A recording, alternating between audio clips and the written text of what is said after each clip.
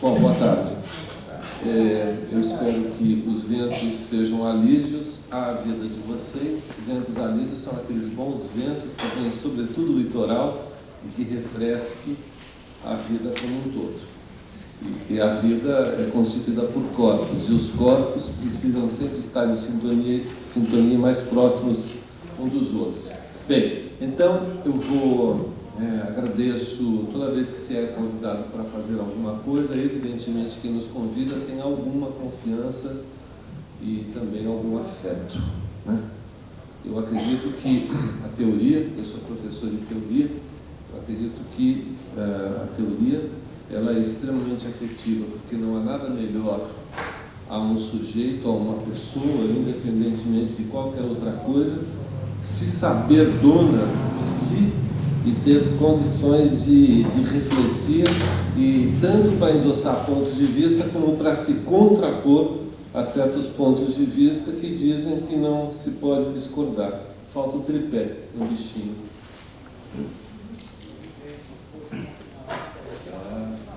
É muito encaixado. É melhor embaixo, né? Eu não sei se será necessário, mas de qualquer forma. Bem, então, muito obrigado. Só isso. Sabe qual que é a hora? Está na faixa dos 102, 101. Eu vou tentar apresentar para vocês algumas propostas de reflexão. O tema que me foi passado no processo de troca entre público e artistas. Bem, como nós todos, de uma forma ou de outra, somos ligados a teatro, eu vou sempre partir e fazer chegar as ideias, as propostas, os pontos de vista à linguagem teatral. Então, desde o aparecimento, provavelmente, dos homens e das mulheres no mundo, e são várias as teorias que pensam o ser humano, homens e mulheres tiveram papéis sociais, e eles eram reconhecidos não tanto por si, mas fundamentalmente pela imposição de papéis sociais que acabavam sendo conferidos e impostos a eles. Hoje em dia, cada um de nós representa múltiplos papéis de natureza social. Nós somos cidadãos e cidadãs, pai, filho, mãe, namorado, namorada, vizinho, transeunte, e dependendo exatamente do tipo de perspectiva social e também de trânsito no mundo, nos reconhecem pelo que não somos, mas pelo que nos é atribuído. E evocando já um grande poeta português chamado Fernando Pessoa, nós somos reconhecidos pelo que não somos e permitimos que esse reconhecimento seja instaurado não por aquilo que potencialmente somos, mas por aquilo que nos é conferido artificial e socialmente. Isto é uma coisa absolutamente danosa à vida. No poema chamado Tabacaria, os versos são mais ou menos assim: reconheceram-me logo por quem não era, não desmenti e perdi-me. De uma certa forma, nós somos sujeitos socialmente perdidos, porque nós aceitamos que nos imponham papéis e vivemos a partir não daquilo que somos, mas daquilo que nos é imposto socialmente. Isso é muito danoso. Por isso que a totalidade dos seres que têm poder aquisitivo e econômico para isso, vão consultar os analistas para tentar suprir enterramentos múltiplos que caracterizam o viver. Dizem também, em contraposição a isso, que os artistas de teatro têm sorte, porque eles podem se experimentar e se reexperimentar na cena a partir de múltiplas personagens. Mas não sei se isso é bom ou não, essa é uma longa discussão. De qualquer modo, nós somos sujeitos que vestimos múltiplas máscaras, personas, características. E, sobretudo, numa sociedade tão coercitiva, repressora como a nossa, muitas vezes nós matamos talvez aquilo que nós tenhamos de melhor para sermos aceitos e fazermos partes dos grupos sociais. Isso é muito danoso. Então, antes de existir a coisa chamada teatro, sempre se sabe existiu a coisa chamada representação. E esta representação é um fenômeno fundamentalmente de natureza social. Sabe-se, por alguns documentos não escritos, não documentados, mas fundamentalmente que vêm pela tradição oral, que os primeiros gêneros de representação ocorreram em praça pública e, fundamentalmente, eles ocorreram para que determinados sujeitos, homens e mulheres, pudessem gozar, sobretudo, dos seus algozes, de quem lhes fazia mal. Então, nós tendemos, todo professor autoritário, toda professora autoritária, manda, vira as costas, a meninada traz exatamente as características desse profissional e é uma felicidade comum. Todo homem repressor, né, já disse escreveu Chico Buarque de Holanda, uma música antológica, atrás de um homem triste tem sempre uma mulher feliz e atrás dessa mulher 1000 homens sempre tão gentis. Conhecem isso? Por isso, para o seu bem, ou tirá-la da cabeça, ou mereça. Bom, então, esse fenômeno existe, né? E atrás de processos de persecução existem possibilidades de vingança. Então, talvez a representação instituída, intencional e pública, arbitrada pelo sujeito, tenha acontecido em espaços públicos para trazer à tona os algozes, aquelas pessoas que impediam os sujeitos de serem, no mínimo, felizes, né? Então, a coisa chamada teatro, ela vai aparecer no século V a.C. com este nome. Na Antiguidade Clássica Grega, ela é instituída e oficializada, e o nome atribuído à linguagem teatro, ela diz respeito exatamente ao espaço em que ficava a plateia. Então, a orquestra, no teatro grego, vocês já estudaram esse tipo de coisa? Só uma pessoa mexeu alguma coisa, mas alguém mexeu, vocês sabem? Então, não há de ser sem intenção explícita, categórica, que o Estado grego, ao institucionalizar e tomar para si a representação, tenha batizado essa linguagem com o nome de plateia. Que interessava ao Estado grego convencer, fundamentalmente por intermédio de uma apreensão e capacidade emocional, os sujeitos com relação aos temas que constituíam o teatro. O teatro ele é bancado pelo Estado a partir do século V a.C., e a temática que é apresentada diz respeito à história oficial. O que se queria, portanto, era usar a linguagem teatral para também ela reforçar os pontos de vista interessantes ao Estado. E até hoje, majoritariamente, a história a que temos acesso e que nos é apresentada, é a história que corresponde ao ponto de vista dos detentores do poder, aqueles sujeitos que venceram desde sempre. Se pesquisa, se analisa, por exemplo, o teatro brasileiro até hoje, existem algumas panorâmicas de teatro, mas ainda não existe uma história constituída de teatro, isso está sendo feito. Vai aparecer na totalidade da pequena bibliografia concernente à história do teatro brasileiro, ou à panorâmica do teatro brasileiro, a informação segundo a qual o primeiro ator a aparecer no Brasil foi o João Caetano dos Santos, que foi um primeiro ator branco, que em 1838 estreia 2 espetáculos na cidade do Rio de Janeiro, com apoio do Estado econômico e também cessão de um espaço que foi construído tão logo a família real portuguesa chega aqui em 1808. João Caetano dos Santos, aparecendo como o primeiro ator brasileiro, e não se apresenta a totalidade absoluta de negros que se constituíam, entre aspas, mas naquelas pessoas que fizeram teatro no Brasil. Sabe-se isto principalmente pelos relatos de visitantes estrangeiros que vinham ao Brasil e que, nos seus diários de viagem, apresentavam fragmentos e cenas de como o teatro era desenvolvido aqui. Trata-se de uma história ainda a ser escrita.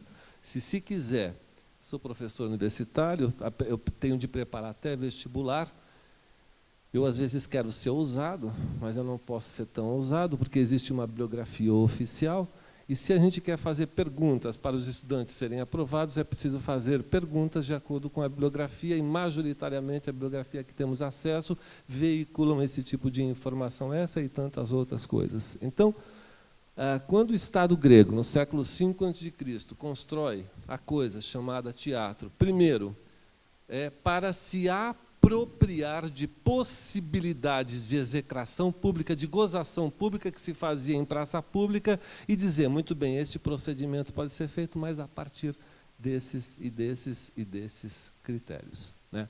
Então, o teatro é inventado. Teatro, etimologicamente, a raiz histórica de teatro significa lugar de onde se vai ver, né?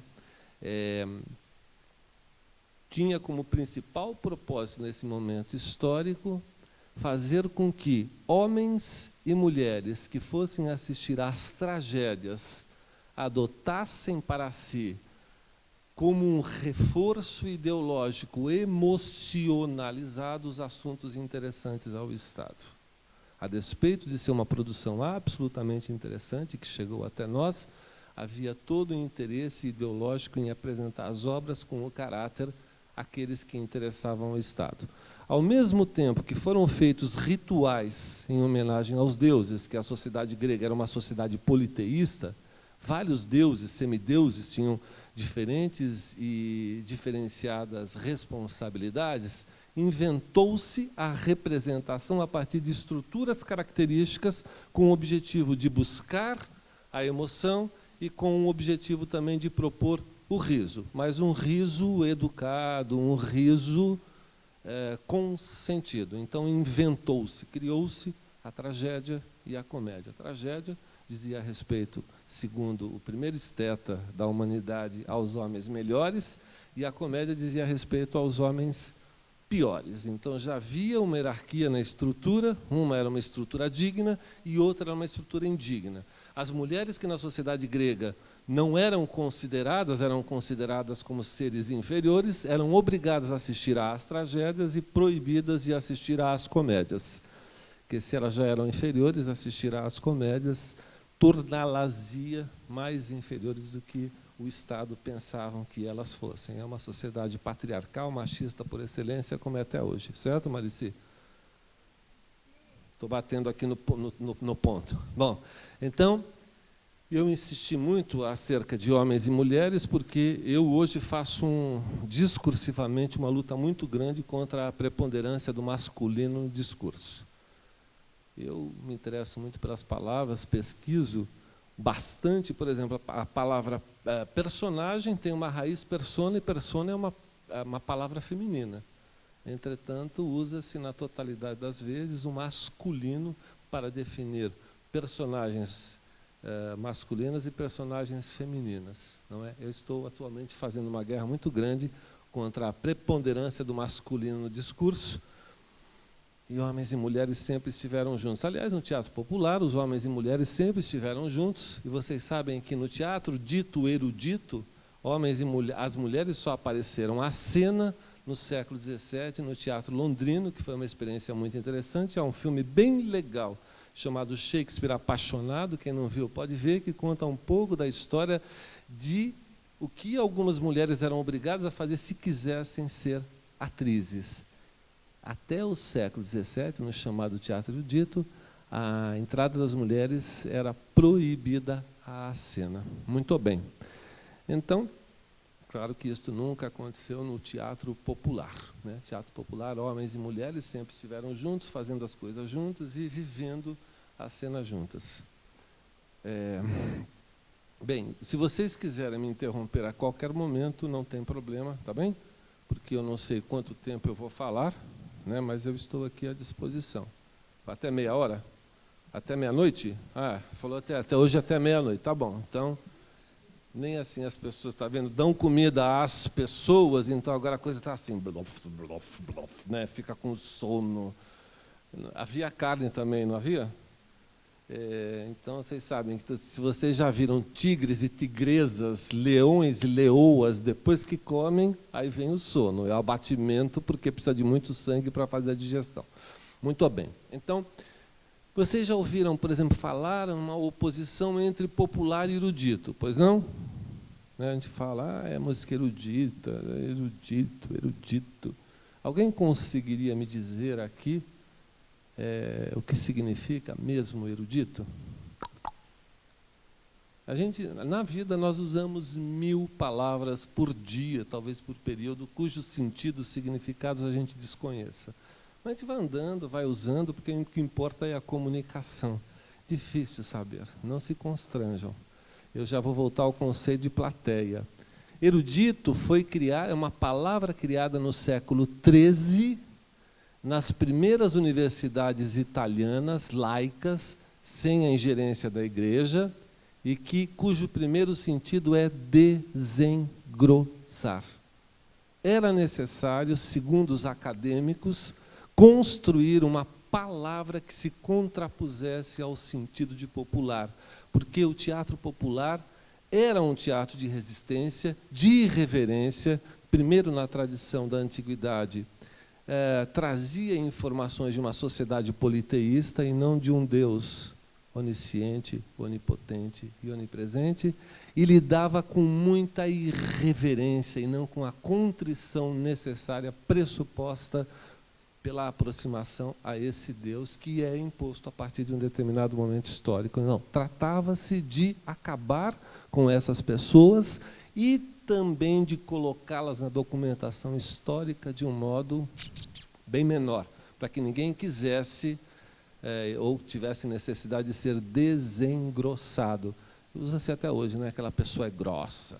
Normalmente uma pessoa grossa é uma pessoa que fala bobagem, que cospe, que coça o saco, que não sabe usar garfo e faca, etc, etc, etc. Tem um historiador maravilhoso, chamado Norbert Elias.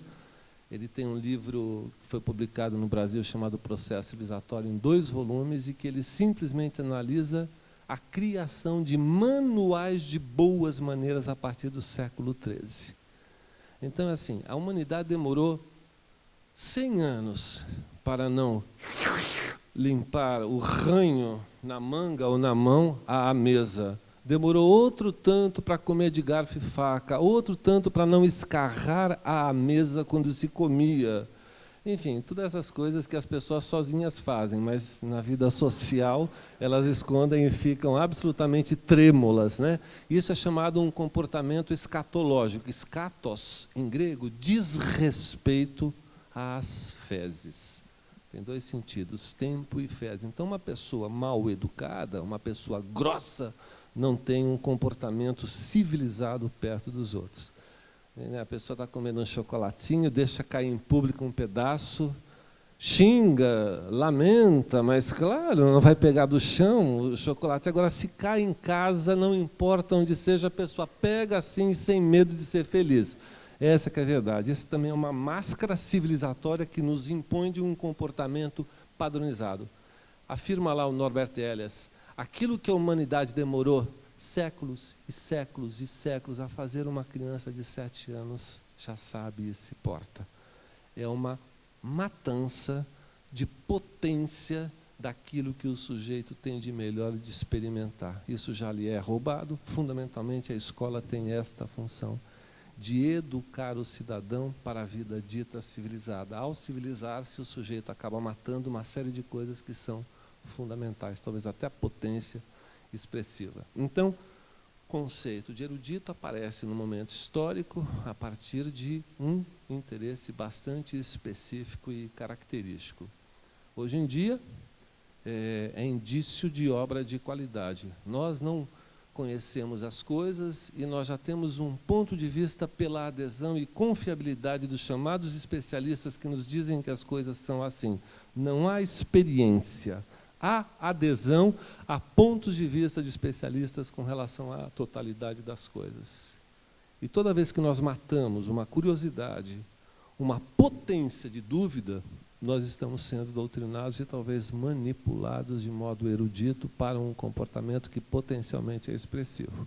Bom, voltando um pouquinho à Grécia, que é importante. Então, quando o Estado batiza a linguagem teatral, que se fundamenta na representação, então os sujeitos representam máscaras, outras máscaras, num espaço específico para a ficção transformar-se aparentemente em uma realidade. Realidade é sempre interpretação também. Teatro fundamenta-se em ficção. Ficção significa fictus. Fictus é imagem. Toda vez que um sujeito veste uma máscara, ele se transforma em uma figura que tem uma máscara característica, que imita, por intermédio do corpo, da gestualidade e por intermédio também da narração. Mimese e diegese são esses os termos que são usados. E hoje em dia, né, Marici, o teatro mais avançado talvez que se tenha no mundo fundamentalmente transita muito com o pressuposto da narração, porque se quer cada vez mais que as pessoas também possam apresentar um ponto de vista sobre aquilo que elas fazem, talvez, e também de uma linguagem que ela é escolhida. Mas eu vou contar só um fenômeno que eu vivi, bem rápido, não vou dizer o nome do espetáculo depois, porque é muito comprometedor, e a Marici está aqui, e a Marici é amiga íntima desta pessoa que eu falaria. Eu vou dizer o segredo, mas não vou dizer o santo. Na boa, não sou escatológico, eu sou bem educado, né? Plateia vem do grego plastos. Alguém já sabe o que significa plastos?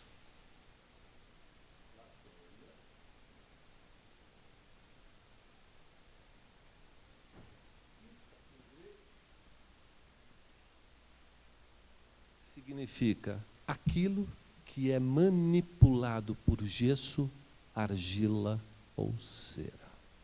O Estado grego, quando inventa o teatro, batiza a linguagem teatral com o nome teatro e espera do espectador que ele se identifique, que possa ser manipulado emocionalmente.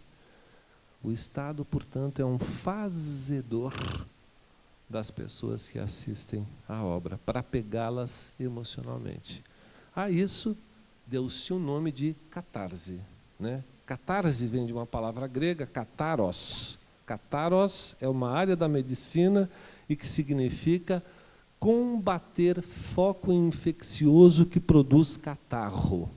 Então, toda vez que a gente fica gripado, a gente produz muito catarro. Então, é preciso tomar analgésico, etc., para expurgar o mal, que normalmente entra pela boca, né?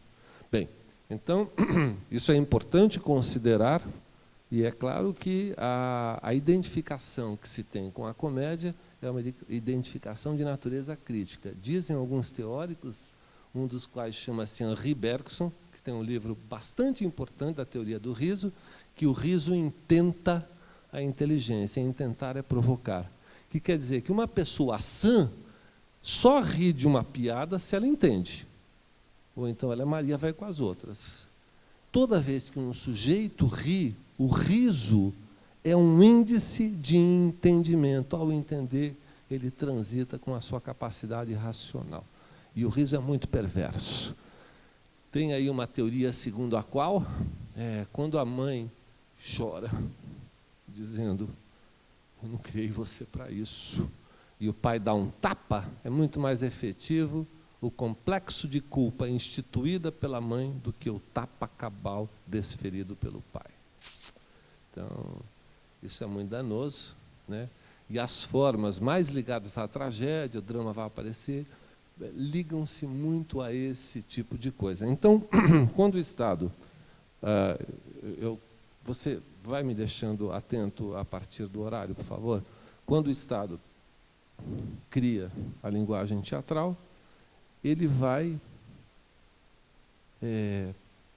ter necessidade de sujeitos, óbvio, homens, aí pode-se falar no singular, que pudessem ficcionalizar, apresentar uma característica de inventividade a partir da história daquele povo.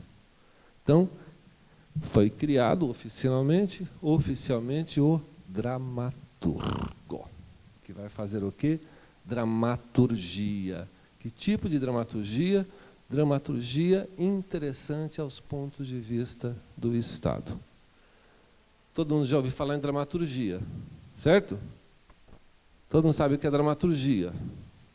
Drama, draos, é um verbo, posso, faço, alcanço, conquisto. Na primeira pessoa, significa necessariamente a ação do sujeito que pratica algo por si. Ele não depende, em tese, de ninguém para além de si. Então, a palavra dramaturgia ela é fundada a partir da junção de duas palavras que são palavras raízes. Por favor, vocês podem ser contrapor a mim. Contrapor não, só engraçado.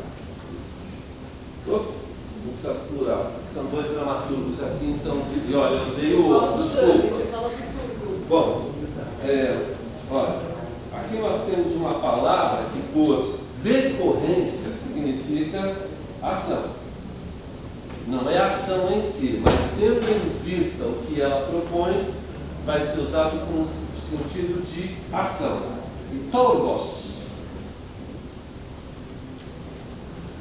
Aí tem uns acentozinhos assim, significa tecimento.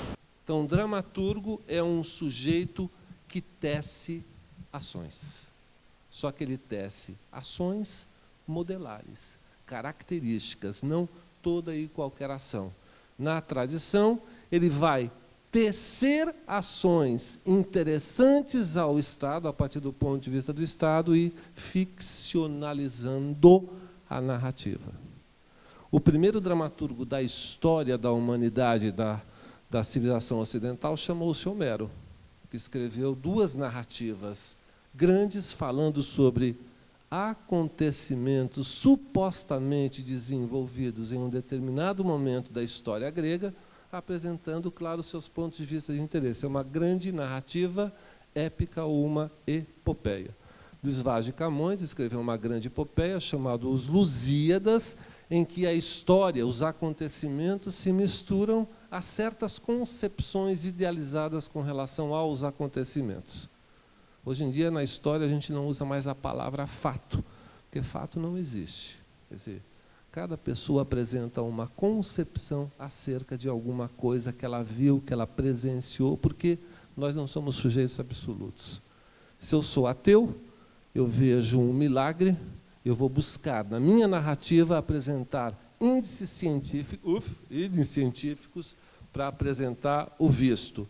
Uma pessoa que acredita num Deus, que não o Deus, digamos, que aconteça numa religião, num templo, numa igreja, é claro que ela vai tentar trazer para si, para o Deus que ela acredita, o surto que isso se chama uma epifania, uma aparição, alguma coisa que tenha acontecido. Nós somos sujeitos culturais. Desde os gregos, o mundo é dividido entre physis e teses. Physis é aquilo que é físico. A única coisa que nós temos de físico em nós é a nossa estrutura, ossos, pele, dente, cabelo, tudo que é aquilo que é biológico. Tudo mais, o que pensamos, sonhamos, queremos, atingimos, é tudo cultural. Nós vamos agindo de acordo com a cultura. Então, quando o Estado institui alguém que possa falar por ele, e o Homero foi o primeiro sujeito a falar, a instaurar uma narrativa acerca de um determinado acontecimento naquele momento histórico. É claro que ele pintou de acordo com os seus próprios interesses. Tem um alemão maravilhoso chamado Bertolt Brecht, né, que ele tem um poema deslumbrante chamado Perguntas a um operário que lê, ou Perguntas a um trabalhador que lê. E ele vai questionando, a história é contada a partir de certos sujeitos heróicos, mas ele sempre precisa de uma grande massa de outros sujeitos para que o ato heróico possa acontecer.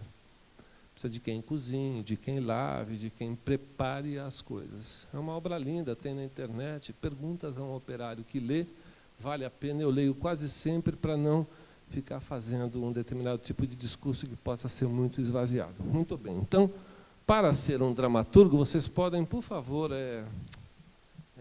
ou a gente deixa isso, tá bom? Fiquem à vontade, por favor.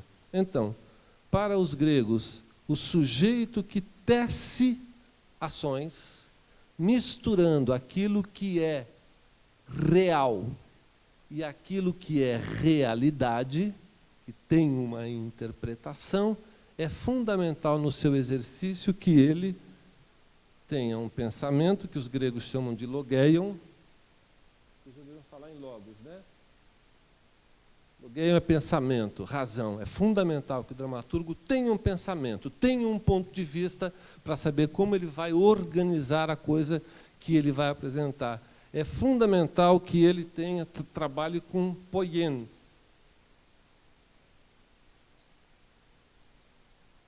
Poien é técnica, mas hoje a gente pensa a questão da poesia, é o modo como o discurso se estabelece. Eu já vou organizar a coisa do discurso aqui, tem uma tipologia importante, mas é fundamental que ele transite com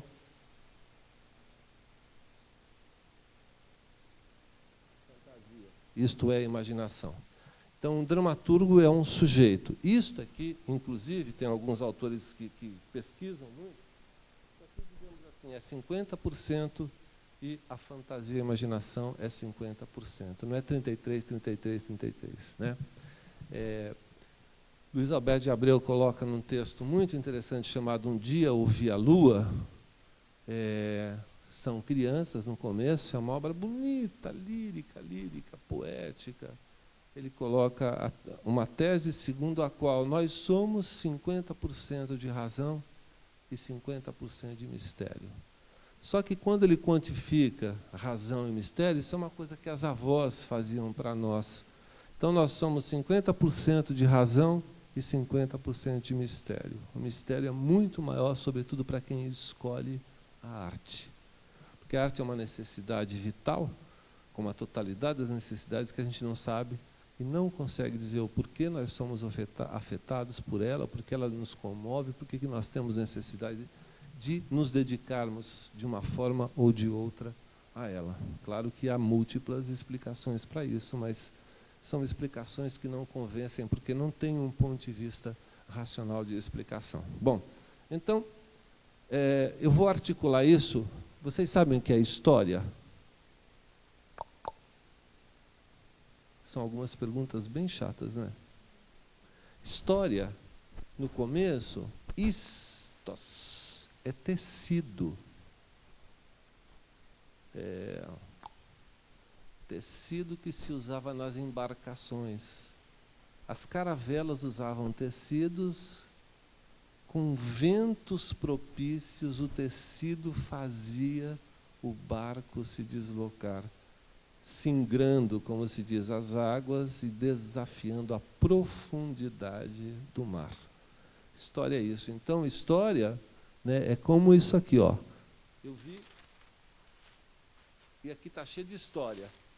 A gente vai recuperando tudo que foi dito aqui, é muito interessante. Toda vez que eu ministro um curso, eu uso esse negócio, eu falo, vamos à história. Então, trago os papezinhos à tona novamente, porque é sempre esse fluxo de ir e vir que depende de um movimento, e que no caso dos barcos era apenas tão somente o vento que não se vê, mas que é destruidor e também refrescador, um conjunto de coisas. Né? Muito bem. Então,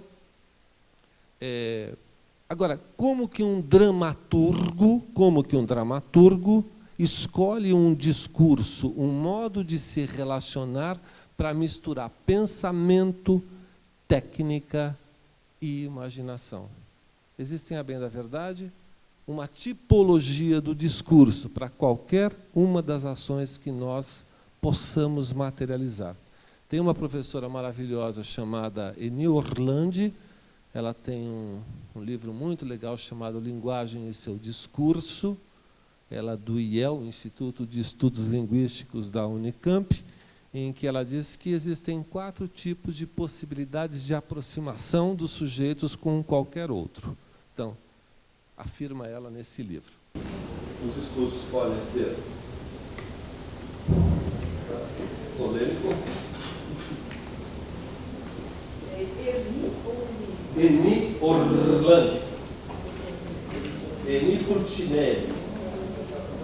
É muito, e ela termina falando sobre a questão do discurso feminino. Um livro maravilhoso, eu recomendo para todo mundo, é muito bacana. Autoritário, lúdico, poético.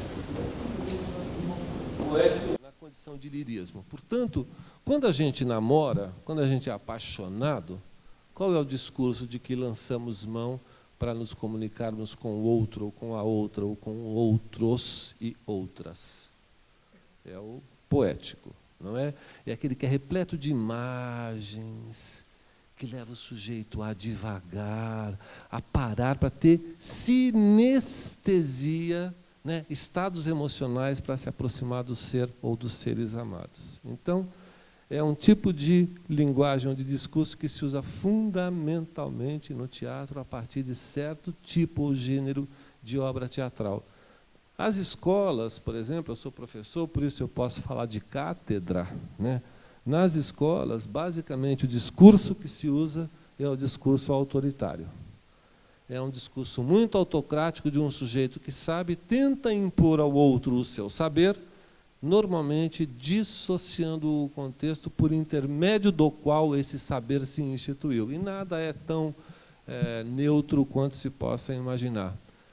Polêmico é um discurso absolutamente fundamental. Em grego, polemos significa guerra, que é um discurso que tende a instaurar uma reflexão, uma discussão com as pessoas.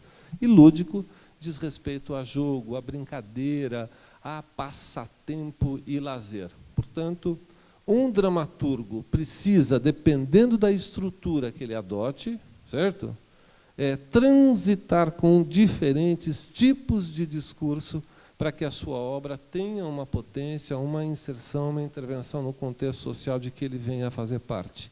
Equilibrar esses discursos é que é uma coisa um pouco mais difícil.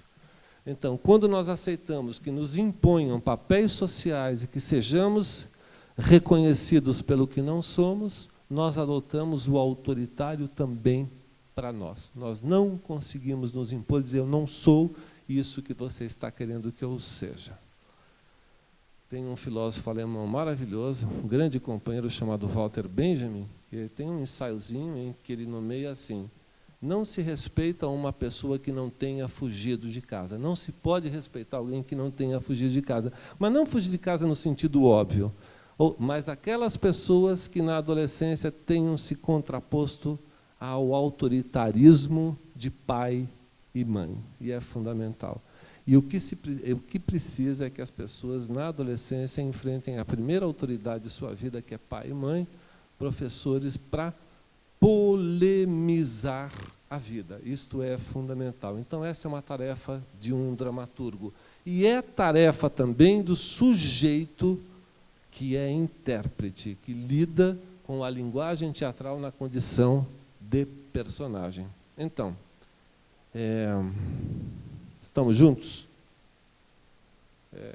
Marici está me cutucando aqui, só que ela não fala. Mas é preciso ser polêmico, né? É claro que se eu tivesse 4 horas, eu iria desenvolver isso de uma maneira ou outra. Eu só estou apresentando alguns dados porque interessa para estabelecer o assunto que me foi proposto aqui. Eu vou virar aqui uma página, vento, história. Bom, então, nós, sujeitos inventivos, imaginativos, potencializamos essa capacidade quando nos dedicamos à arte, a qualquer linguagem, seja ela qual for. O que é essencial ao teatro? Lugar de onde se vai ver, mirar, se emocionar, ficar enfesado, enervado, feliz, que é uma obra que nos é apresentada, e é claro que a ideia é que ela possa nos transformar em pessoas ou trazer pontos de vista ou lidar exatamente com o simbólico. O simbólico é a última coisa que eu vou falar, então você me avise que eu preciso de 5 minutos para finalizar. Quanto eu tenho? Quanto? 20 minutos. Muito bem. 15? Obrigado. Você é o Moisés falou e disse. Bem, então, o que é essencial à linguagem teatral? Então, nós sabemos.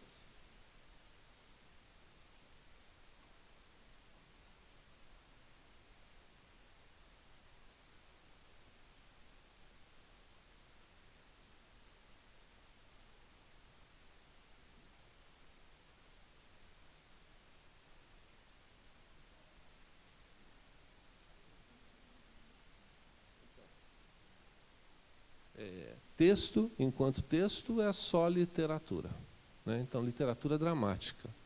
Para que o texto se caracterize em um instrumento, eu vou usar aqui um conceito, não se ofenda, né?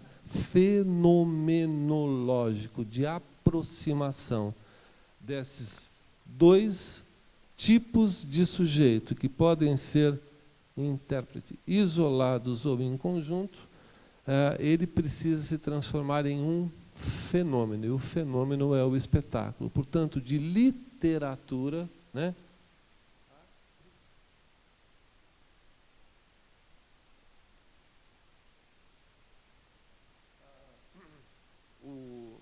O espetáculo é um fenômeno de natureza social.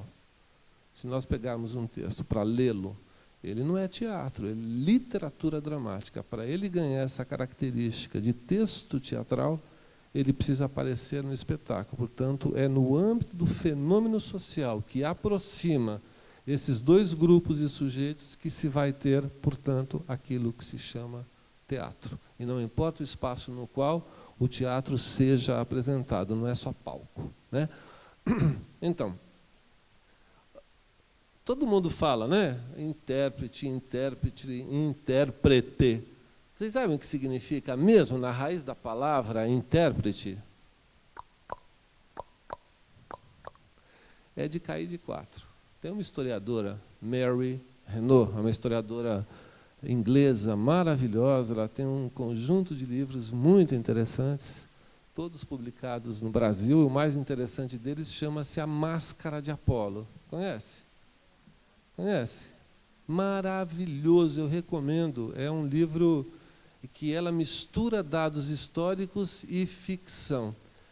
Intérprete é uma palavra latina. Inter é entre.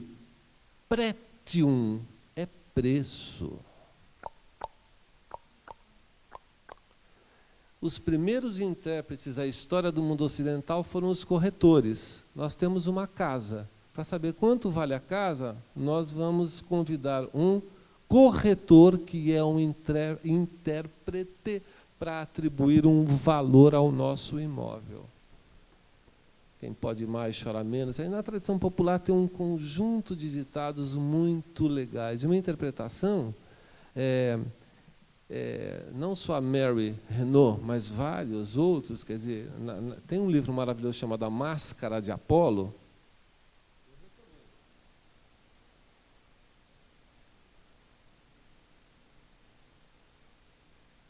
Apresenta a trajetória de um intérprete na antiguidade clássica grega chamada Nikérato.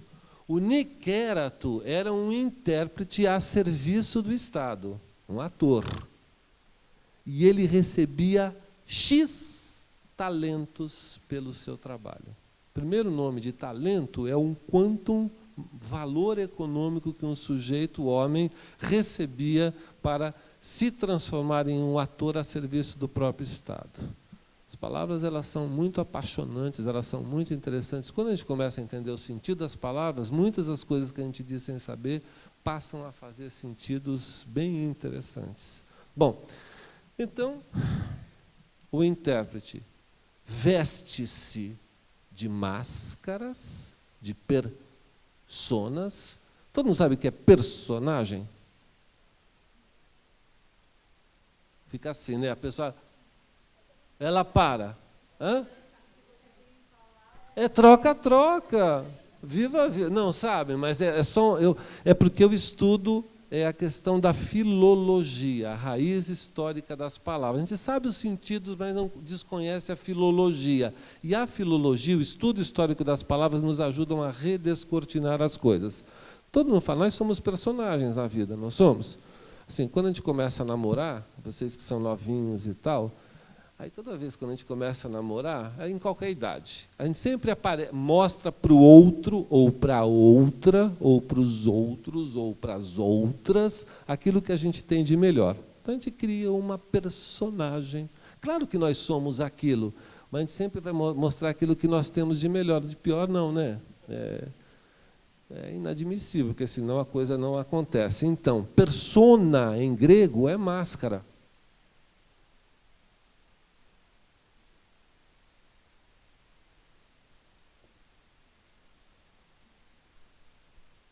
persona é máscara. Tanto é que o símbolo do teatro são as mascarazinhas da tragédia e da comédia. Mas agon é debate. É a persona, a máscara que fala, que se debate, que se apresenta. Porque agem também, na tradição latina, é um sufixo de intensidade. Por exemplo, liberto e liberdade, livre e liberdade, paixão e apaixonado. É um atributo que confere qualidade à raiz. Mas, para existir teatro, fenômeno, é preciso que o intérprete se vista de uma personagem absoluta ou mesclada, híbrida. Atualmente existe sujeito que aparece na condição de personagem e também na condição de sujeito que fala para instaurar uma característica, um ponto de vista sobre a personagem, sobre a obra, sobre o assunto, etc. e tal. Então, esta é a função do intérprete. Público, ele tanto pode ser um público participativo a partir de uma que se chama partitura aberta, que tem a intervenção, ou de uma partitura fechada. E o texto é exatamente a camada simbólica por intermédio da qual esta relação se institui. Falei certo? Falei? Beleza. Então é o seguinte, eu quero fechar com um Bakhtin para deixar vocês bem com desejos múltiplos. E realmente, eu digo como professor, mais que professor, eu tento ser um educador, né? A teoria é maravilhosa porque a teoria ela imprime par de asas para os sujeitos. Isso é fundamental, né? Ela não enterra ninguém. Entre o conhecimento e o pensamento, eu prefiro trabalhar sempre com o pensamento que não adere a nada, o sujeito fica inquieto, duvida, vai buscar, traz, tem debate, tem polêmica, isso é sempre interessante. Bom, só quero falar de uma coisa que diz respeito. Nós podemos encarar como uma massa de sujeitos que não vai intervir na obra enquanto um fenômeno social, ou é um conjunto de sujeitos que vai intervir e talvez até mudar a própria obra. Em 1759, a história voa.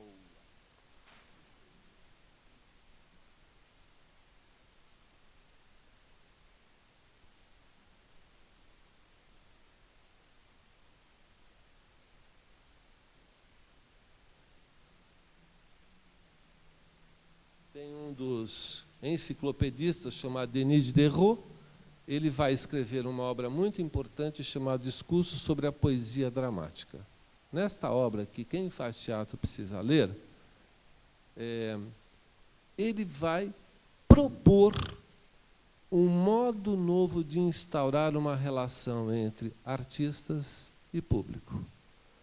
Cabia a ele, naquele momento histórico, fundamentalmente expulsar os nobres na França que dividiam a cena junto com os artistas.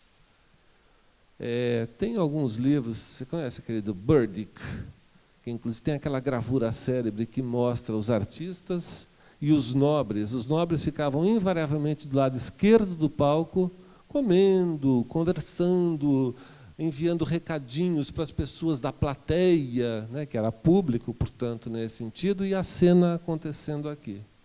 Então, claro, ele não podia ser tão enfático, ele vai sugerir nesse livro que era preciso que o teatro fosse menos afetado, que ele pudesse falar de gente comum, de gente simples, que nesse momento histórico era, não, 1800,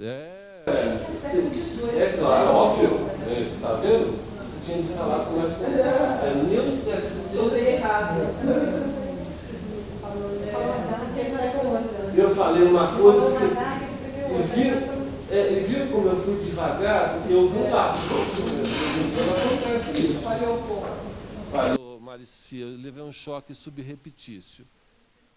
Foi, né? E você viu que eu embarquei feito um otário no navio, né? Bom, é 1759. Essa é uma obra muito legal. Então, ele sugeria, claro, a Revolução, porque agora a Revolução Francesa foi em 1789. Acontece bem de antes, mas essa coisa de marcar uma data, um nome de uma pessoa, isso é história positivista. Isso categoricamente não me interessa, porque nada se faz num dia. Vocês sabem disso. Nós nascemos em um dia, mas a nossa mãe nos carrega de 7 a 10 meses, né? Porque alguns não querem acordar, não querem sair, né? Outros são mais apressadinhos e tal. Então, o Diderot tem uma obra maravilhosa, e uma das coisas que ele recomenda nesse texto, para imprimir uma certa naturalidade, uma relação diferenciada, que era preciso como instituir alguma coisa como uma parede de alvenaria invisível e imaginária para separar público de artistas. Mas ele fala isso fundamentalmente para convidar, de uma maneira delicada, os nobres para sair de cena, porque o lugar de quem não é artista não é no palco, é fora dele, né? Passando um pouquinho desse momento histórico, esta alvenaria imaginária vai receber o nome de quarta parede. E quando a burguesia se transforma na classe que domina, vai usar a quarta parede como um aterramento que vai impedir relações mais contundentes entre público e artistas. O que vai se ter novamente é o conceito de plateia. Todo mundo sabe que é quarta parede, né? Então, eu e a Marici, além de a gente se gostar, não é, Marici? Pode dizer isso publicamente, a gente não tem medo de ser feliz, né? Nós estamos uma comissão do Prêmio Michel da cidade de São Paulo. Só para vocês saberem, estreiam por dia na cidade de São Paulo 2,13 espetáculos. E nós temos a incumbência, nós somos 5, de assistir a esses espetáculos. A ideia, mas tem de ter 24 sessões, apresentações pelo menos, para poder ser apreciado. Então, a gente assiste tudo. Tem semana que a gente assiste a 6 espetáculos, né, Marici? Por semana. É uma coisa muito louca, porque a cidade de São Paulo hoje é um fenômeno que diz respeito à produção teatral decorrente de um conjunto múltiplo de coisas. Então, foi assistir a um espetáculo com um grande astro da Rede Globo. Não vou dizer. Então, é um teatro muito chique. A gente nem sabe o preço das coisas, porque a gente não paga, né, Marici? Mas é um teatro daqueles que cobram muito caro. Então, esse ator começa de costas para a plateia, admirando uma grande obra que ele faz, e a plateia é constituída por muitas pessoas que vêm do interior, porque a gente vê muitos ônibus na porta do teatro, que fretam-se ônibus para trazer as pessoas para assistirem ao espetáculo. Então, eu também acho que é possível que você tenha assistido. Bem, Marici sabe qual é, né? Ele começa de costas para a plateia. Ele admira uma grande obra que ele fez. Está admirando. Plateia lá, o ator aqui, em cena. Então, a década dessa obra é 1950. Então, ele usa uma calça bem aqui em cima, que era o momento como se usava, né? É cos, isso aqui, cavalo, sei lá. Cos, bem alto. Cavalo. Isso, é uma coisa bem, né? Cavalo. Então, uma camisa mesmo, não camiseta, camisa, manga dobrada, calça aqui em cima, ele está admirando a obra. A hora que ele se vira, bem perto de mim, onde eu estava, uma senhora diz: "Vixe, como está gordo!" Todo mundo que estava perto ri muito.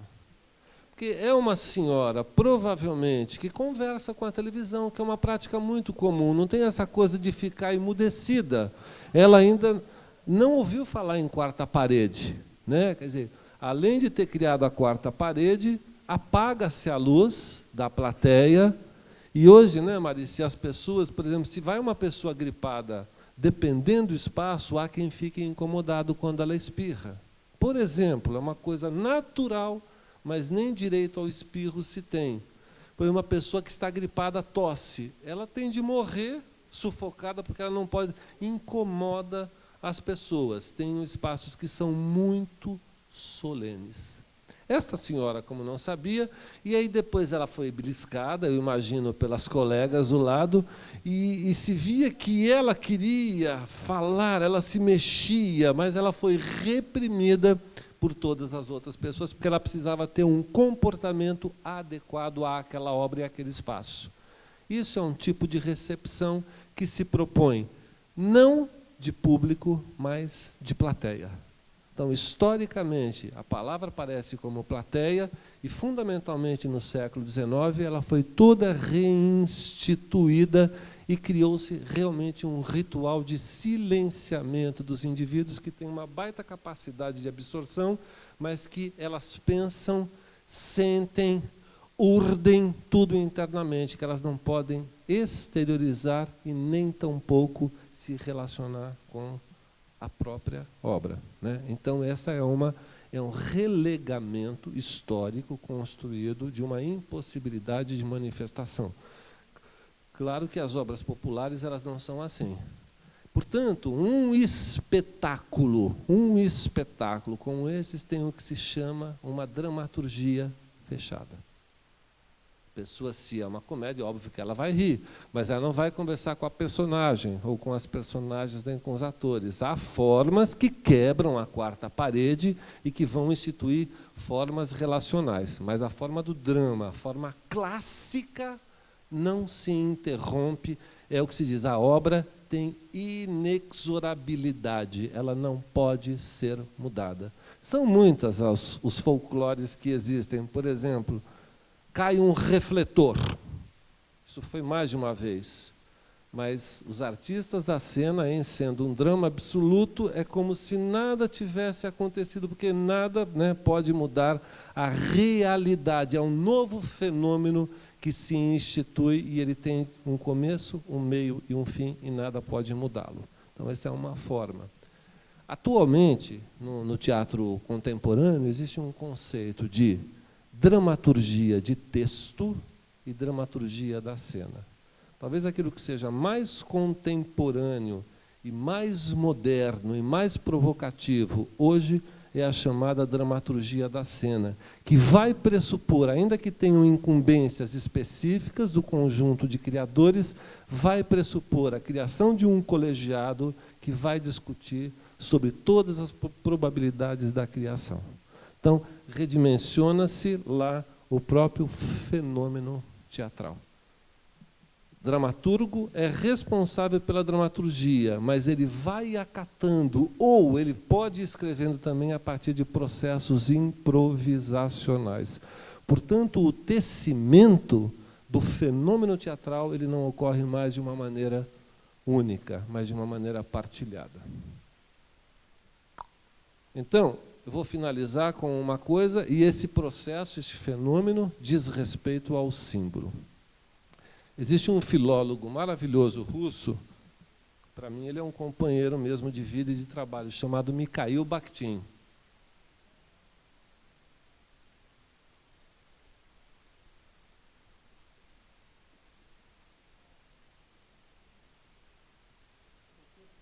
Em São Paulo eles falam Bakhtin. É porque eu tenho formação aí russa, né? Eu nasci numa vilinha russa. E não é francês. Os franceses também gostam de trazer sempre acentuado. Mas, enfim, Mikhail Bakhtin diz não, ele deve ter dito mais num livro. Ele tem um livro chamado Marxismo e Filosofia da Linguagem. É muito interessante isso que eu vou fazer agora. Eu pediria a colaboração de vocês. Não é uma partitura fechada, tá bom? É uma partitura aberta. Vai depender que vocês realmente possam participar. O que é isso aqui? Olha que legal. Canetão, pincel. Tudo bem? Canetão, pincel. Isto não é nem um canetão, nem um pincel. Isso é a coisa que na nossa língua se chama canetão ou pincel. Isto não é um canetão nem um pincel. objeto é a coisa, que em português se chama desse modo. Muito bem. Na vida, tudo é coisa. A última página da história.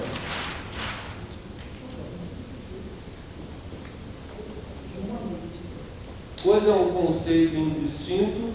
É muito comum, né, na tradição popular, né? Pega coisa, chama coisa, ou coisa. É muito comum, é um indistinto que se pratica socialmente, porque a gente não tem um nome para coisa, então é melhor chamar de coisa. Houve um tempo que lá em Minas Gerais era o trem, né? Eu tenho uma tia que é mineira e é impressionante, ela falava mesmo, eu não vou falar como ela chamava os filhos, mas é uma delícia, né? Pega o trem para mim que está lá em cima do trem. E o filho ia e conseguia trazer o trem em cima. Eu, que não era daquela comunidade, é claro que existe um modo de falar, uma intenção, então tem enfim, essas coisas elas são fundamentalmente culturais. Então, tudo é coisa no mundo que vivemos. Toda e qualquer coisa na cultura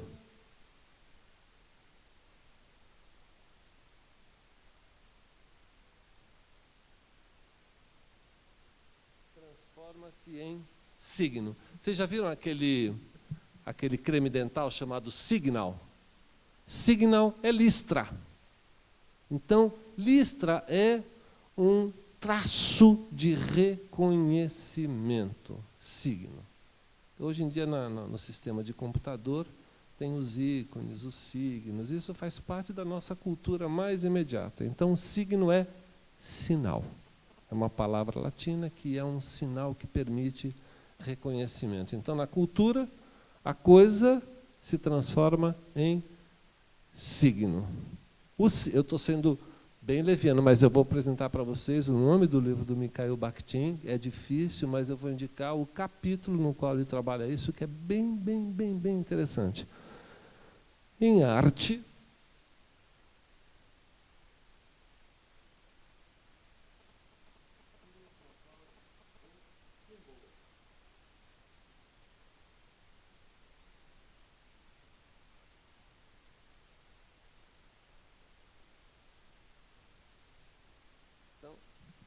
símbolo é uma palavra grega composta. Sim é união, junção, incorporação.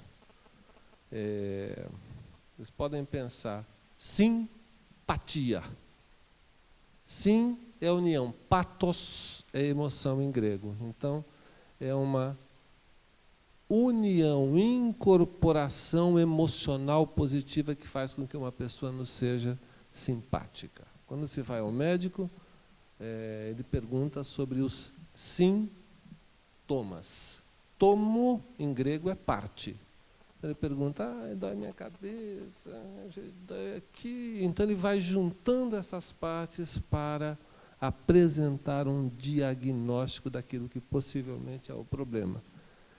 Boleos. Maravilhoso isso. Boleos é laçadeira. Já viram vaqueiro que joga para laçar o touro? Isto em grego é boleos. Só que os gregos formam uma cultura tão surpreendente que, além de laçadeira, boleos significa também cometa. Vejam que surpreendente. Quando nós olhamos um cometa no céu, nós olhamos o cometa no céu? Olhamos ou não? O que nós vemos? O rastro luminoso, porque o cometa não existe mais. Vejam que coisa interessante, o conceito de símbolo. Símbolo é arbitrário, todo símbolo é arbitrário. Só uma pessoa que pertence a uma determinada cultura, que conhece a língua, que pode decodificar a coisa. O que é isso aqui?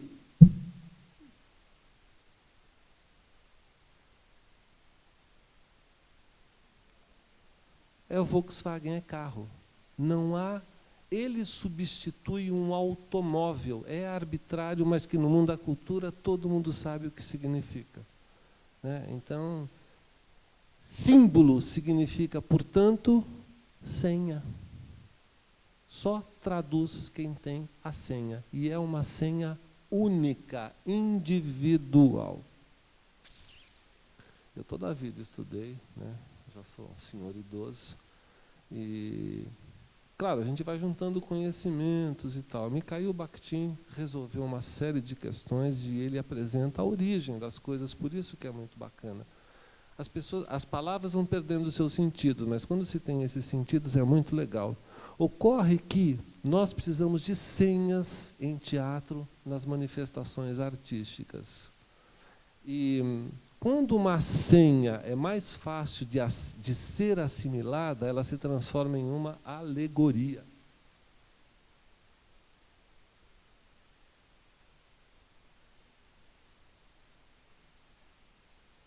A raiz da palavra alegoria é Lego.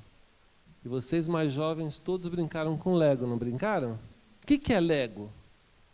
Encaixe.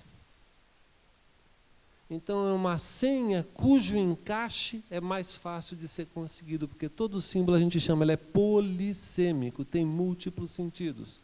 Uma obra, para ser grande, ela precisa descortinar múltiplas possibilidades de interpretação. Claro, é um mistério. Então a gente vai fazer tratado científico, não precisa de arte. Mas teatro infantil tem símbolo, mas esse símbolo precisa ser trabalhado na condição de alegoria, teatro popular, um teatro de natureza épica, porque se quer que determinadas coisas sejam mais aprendidas. Então, o dramaturgo, o intérprete, ele vai escolher, naquela tipologia de discurso, um tecimento que seja mais propício a ser decodificado, dependendo do público para o qual, fundamentalmente, aquela obra se destina, né? Agora, que tem um monte de considerações que eu não vou fazer, vai ficar para uma outra vez, tá bom? Aí eu volto, eu gosto muito disso, que é bem legal. Como Mikhail Bakhtin é um chamado espírito de porco, ele vai dizer, isto aqui não é coisa, não é signo, não é símbolo, não tem alegoria e é uma mercadoria. Só tem acesso a ela quem tem proventos econômicos para comprar. E é assim também que a arte pode ser pensada. Determinados espetáculos que eu, Marici, assistimos de graça pelo fato de estarmos em uma comissão, talvez mesmo a gente talvez não pudesse assistir certos espetáculos, né, Marici? Que teria de pensar bem para desembolsar. Não é 400, 500 reais, mas lota. Tem um teatro na cidade de São Paulo, por exemplo, que um Prosecco, sabe o que é Prosecco? É aquela tacinha bem fininha, não é? Tem de ser chique, fininha. Custa 40 reais. E as pessoas consomem, né, Marici? Tem um teatro na cidade de São Paulo, e eu, por favor, não é preconceito, de jeito, porque acho que as pessoas têm direito a fazer o que elas querem, mas é aquele perfume gostoso, caro, quando a gente entra. Sabe perfume que a gente sabe que... Mas a totalidade das mulheres tem um rosto muito parecido, porque todas elas têm botox. É verdade, é verdade. Então, são pessoas... o teatro também é uma mercadoria. Ele pode ser inacessível do ponto de vista econômico e do ponto de vista também da sua conjunção simbólica, do ponto de vista da sua impossibilidade de relação de intervenção. Para finalizar, entenda o que eu vou falar, Marici, por favor. Teatro é lugar de onde se vê, mas há espetáculos de onde se vai ver.